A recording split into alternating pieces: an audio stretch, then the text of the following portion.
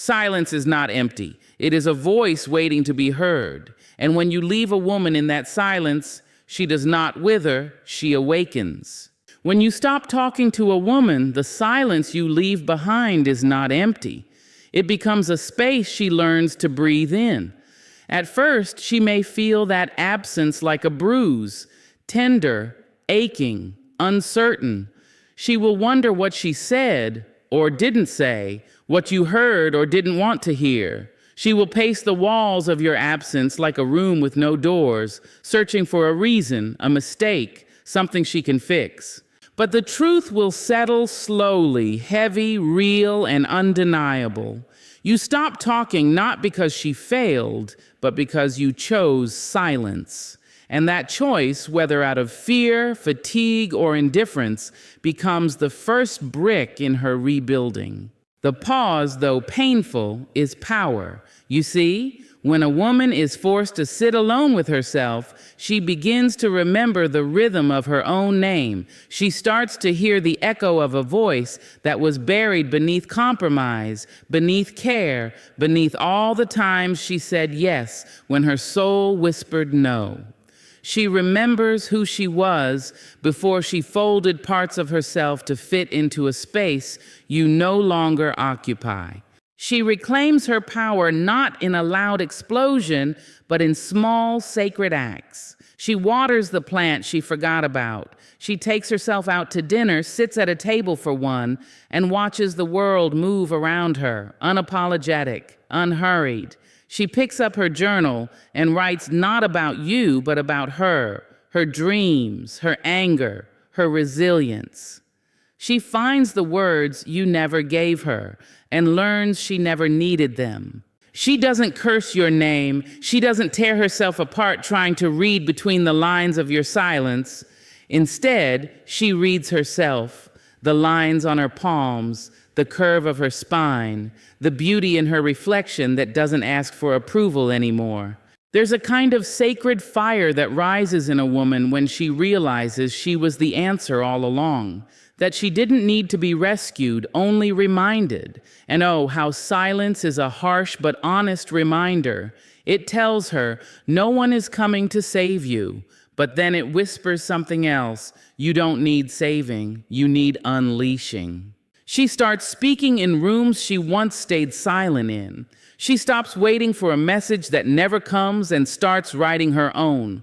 She blocks, deletes, lets go, not out of bitterness, but because bitterness no longer belongs in her mouth. She needs her voice for bigger things, for healing, for poetry, for building something beautiful out of what was left behind.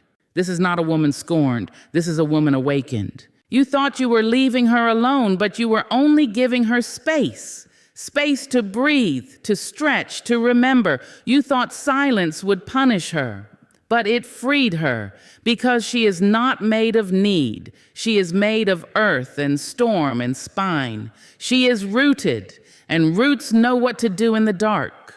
She doesn't need your words to feel seen. She sees herself now. She doesn't crave your attention. She commands her own. She is not waiting by the phone. She is building altars, writing songs, running businesses, raising herself in the image of every strong woman before her.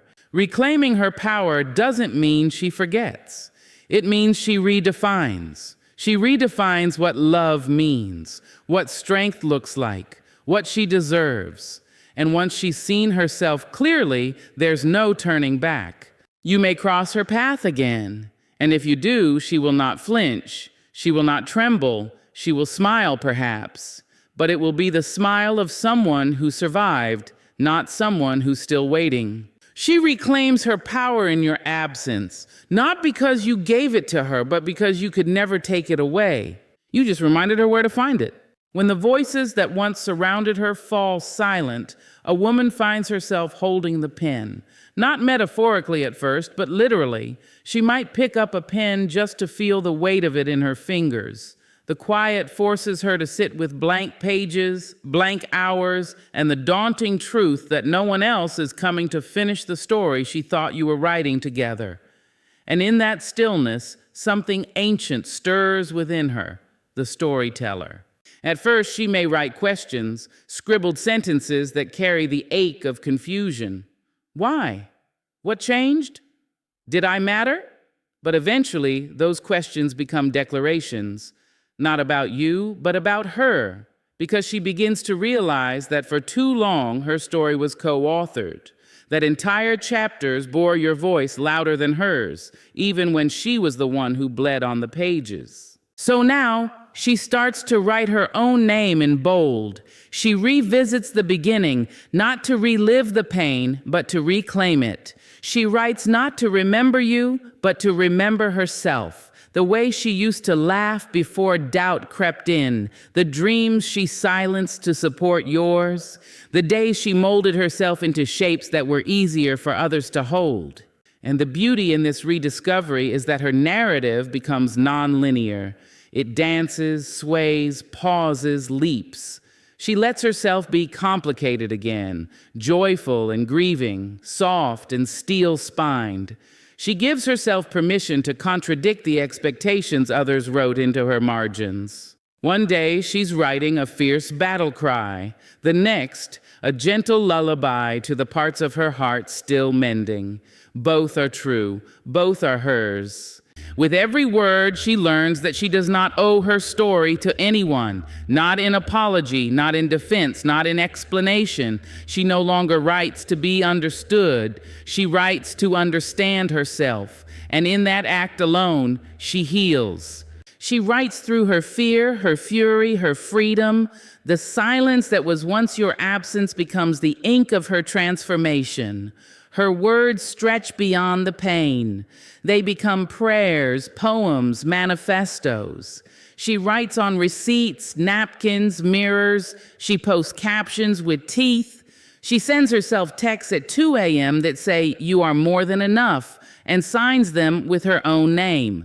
This is not just writing, this is reclamation. The story she tells now is not the one where she was left. It's the one where she rose, where she realized that the plot twist wasn't your departure, but her return to herself. She starts to define her own happy ending, and surprise, it doesn't require your return or your regret. Her story doesn't hinge on being chosen. It hinges on choosing herself. She rewrites her beliefs that love is not endurance, that silence isn't strength, that sacrificing herself for connection isn't romance, it's erasure. And as she rewrites these beliefs, her world reshapes itself. New friendships bloom, old fears fade. She begins to attract people who see her as she sees herself, whole, powerful, in progress.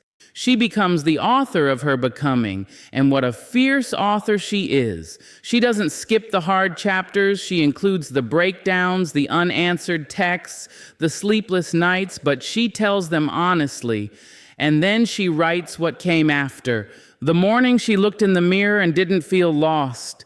The walk she took alone and felt safe. The moment she laughed out loud in public and didn't look around to see who noticed. She begins to live in a way that inspires others to pick up their pens. Her story radiates courage, not because it's tidy, but because it's real. And in telling it, she changes its ending, not to erase what happened, but to choose what happens next. She writes in a voice that's entirely hers now, one that doesn't tremble, doesn't shrink, doesn't ask permission.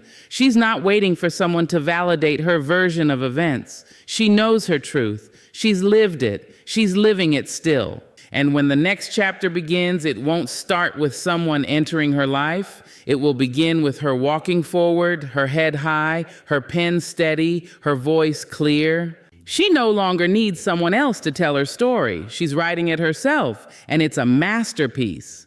When the world grows quiet and the voice she once reached for is no longer there, a woman turns inward, not because she wants to, but because she must. There is no longer a hand to hold, a text to reply to, a conversation to rehearse. All that remains is herself. The stillness presses in like fog around her ribs, and for a time she simply breathes through it. This is the moment that many fear, the turning inward, the confrontation with one's own reflection, unguarded, unfiltered, and stripped of distraction. At first, what she finds may be hard to face: doubt, shame, a swirl of unanswered questions and stories she's carried too long. She listens to the voices in her head that were always there but drowned out by external noise. Voices that say she wasn't enough, that she stayed too long, gave too much, expected too little. She doesn't run from these voices now. She sits with them. She lets the discomfort settle like dust on a long-forgotten shelf. And then slowly she begins to dust it off. She picks up pieces of herself that she once set aside to make someone else comfortable. Memories, dreams, beliefs, even boundaries. She holds them up to the light. Some still fit, some never did. She discards what no longer serves her, not in anger, but with a quiet reverence, like shedding a skin that was once hers but is no longer needed. This turning inward is not selfish. It is sacred. It is survival. It is the first real taste of solitude, and though it stings at first, it begins to sweeten. She finds calm in the cadence of her own breath. Her mornings are slower, her nights are deeper. The silence that once echoed with absence becomes a mirror, and she begins to see herself clearly, not as someone defined by others, but as a whole being, shaped by her own choices, her own light, her own pain. She notices the way she's always poured herself into others, like water into empty cups, never pausing to ask, "Who fills me?" Now, she asks, and she answers. She fills herself with time, with art, with nature, with movement, with prayer, with laughter, with tears. She learns to hold space for herself. She becomes both the question and the answer. This inner work is invisible to the world. There are no posts about it, no applause. But every day she shows up for herself is a quiet revolution. Every boundary she sets, every no she speaks without guilt, every moment she listens to her intuition instead of chasing validation. These are the roots she's growing, deep and unseen. And then slowly she begins to turn outward, not because she needs to be seen, but because she now sees herself. She no longer seeks relationships to complete her. She brings her fullness into the world, not asking who will love her, but asking how she can live more truthfully. The outward shift is subtle but powerful. She walks differently, not with arrogance, but with alignment. Her posture says, "I know who I am." She shows up to rooms as herself, not a curated version designed to please or impress. She speaks from a place of knowing, not needing. Her presence becomes presence, whole, intentional, grounded. She reconnects with friends, with work, with passions, not from a place of longing, but of joy. She realizes that life is not something to be filled, but something to be felt. She smiles not to prove she's okay, but because she is. And when she laughs, it is a full sound, not one stolen or stifled by someone else's silence. She starts pouring into others again, but differently now. No longer from depletion, but from overflow. She has become her own well. She gives love without losing herself. She offers grace without erasing her boundaries. Her connections deepen because they are rooted in honesty, not performance. And if she meets someone new, someone who speaks, listens, stays, it's not to fill a void, it's to add to a life already whole. The woman who once crumbled in the quiet now thrives in it. The woman who turned inward to find her brokenness emerged with wisdom, and as she steps into the world again, she does so not to be chosen, but to choose, not to be rescued, but to rise. She turned inward not to retreat, but to remember. She turns outward now, not to seek, but to shine. She learns, sometimes through heartbreak, sometimes through a slow, aching silence, that love does not always speak. It doesn't always come dressed in declarations, wrapped in perfect words or timely reassurances. Sometimes love is quiet, And sometimes love disappears without a single sound. She learns this not from books, not from stories told by others, but from living it, feeling the air shift when the voice she once depended on simply falls away. At first, she waits. She waits for a message, a call, a sign, anything to confirm that the bond they once shared still lingers somewhere out in the ether. But it doesn't come. The silence stretches like a shadow at dusk, long and consuming. She listens for something, an explanation, an apology, a reason, but all she hears is her own breathing in the absence. That's when the lesson begins. She learns that the people who once held her close can walk away without saying goodbye, that promises can live in someone's mouth for a season, but not always in their actions. She learns that even the most beautiful "I love you" can unravel when silence takes its place, and that love, even when real, isn't always enough to keep someone present. But she also begins to learn something deeper, something gentler and harder all at once. She learns that the absence of words doesn't always mean the absence of feeling, that some people are not equipped to speak love in the ways she needs to hear it, and that their silence may come from fear, from confusion, from wounds they never learned to heal. This does not excuse the silence, but it gives her perspective. It allows her to stop translating her worth based on someone else's inability to show up. She no longer defines love as the loudest voice in the room. She no longer waits for grand gestures or perfectly timed texts to confirm her value. Instead, she starts observing. She watches how people treat her in the in-between moments, when life is not exciting, when no one is looking, when they have nothing to gain. She learns that true love does not always speak, but it shows. It shows in consistency, in presence, in showing up even when the words are hard to find. And just as she sees what love is not, she also begins to understand what love truly is. She sees it in her own reflection, in the way she keeps choosing herself day after day. She sees it in her ability to hold space for herself when no one else does. She recognizes love in the smallest acts, in the way she makes her morning coffee, in the way she softens her own sharp edges, in how she speaks kindly to herself when the world forgets to. Love doesn't always need to shout. It can be soft. It can be still. It can be the strength to let someone go when they cannot meet you where you are. It can be the quiet courage to forgive someone who never asked. And perhaps most powerfully, it can be the silence that teaches her to listen to herself, to her body, to her intuition. She begins to understand that some of the deepest lessons of love are learned not in its presence, but in its absence. That being alone doesn't mean being unloved. That silence does not always signal rejection. It can sometimes be a redirection, guiding her back to herself. The woman she's becoming doesn't just want love that sounds good. She wants love that feels safe, that feels whole, that stays.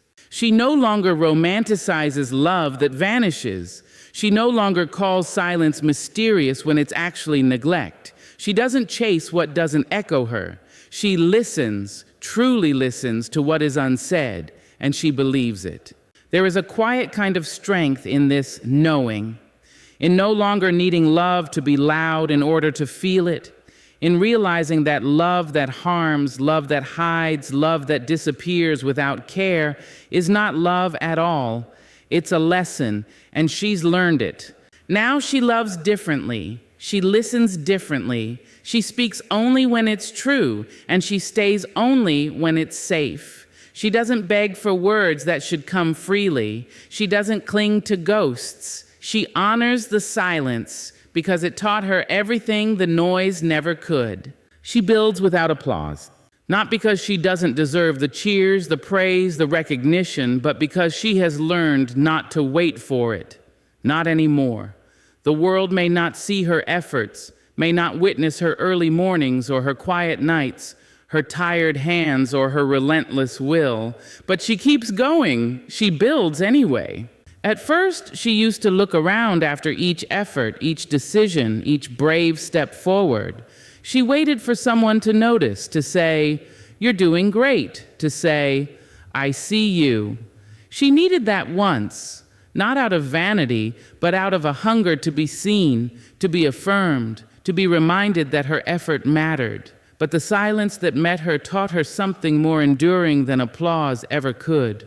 She began to realize that the world claps loudest for performances, not progress, for results, not resilience, for endings, not the messy, unseen beginnings. And she was not performing. She was becoming, quietly, steadily, through every setback, every doubt, every lonely day, when she questioned whether any of it would matter. But it did. It does. She builds not to impress, but to express, not to be adored, but to be aligned with her purpose, with her truth, with the woman she knows she is meant to become. She has let go of the need to be watched, to be validated. What matters now is the work itself, the inner work, the outer work, the work of healing, the work of creating, the work of rebuilding a life from broken bricks and scarred hands. And it is not glamorous what she does. It is not celebrated. There are no crowds for a woman who gets out of bed after grief, who goes to therapy, who pays her bills, who leaves the relationship that dimmed her light, who returns to school after years of doubt, who starts over when no one believes in her dream. But this is the sacred work, the work that shapes her, the work that builds the foundation for something unshakable. She learns to clap for herself, not out of pride, but out of reverence, because she knows what it costs to keep showing up. She knows what she's had to overcome, the nights she cried silently while still waking up at dawn to try again, the moments she chose growth over comfort, integrity over attention, discipline over distraction. She does not need a stage to validate her strength. Her life is the proof. There are people who may never understand her journey. They may see only the outcome, if they see it at all. They may think she got lucky, that things simply fell into place. But she knows the truth. She knows every piece she picked up alone, every time she had to encourage herself, every time she built something beautiful out of nothing but faith. She has made peace with the quiet. It no longer scares her. It fortifies her. In the silence, she finds focus. In the solitude, she finds clarity. She is no longer pulled in every direction by the need to be liked, seen, or applauded. She moves with intention, not for attention. And yes, there are still days when it would be nice to hear you're doing well. Days when the weight feels heavy, when the climb feels endless. But she doesn't stop, because she's not building for a moment. She's building for a legacy, for a life that feels like home when she lives in it, for a voice that rings true when she speaks, for a self that stands tall even when no one else is watching. She understands now that the most powerful things in life are often grown in private. Roots do their work underground.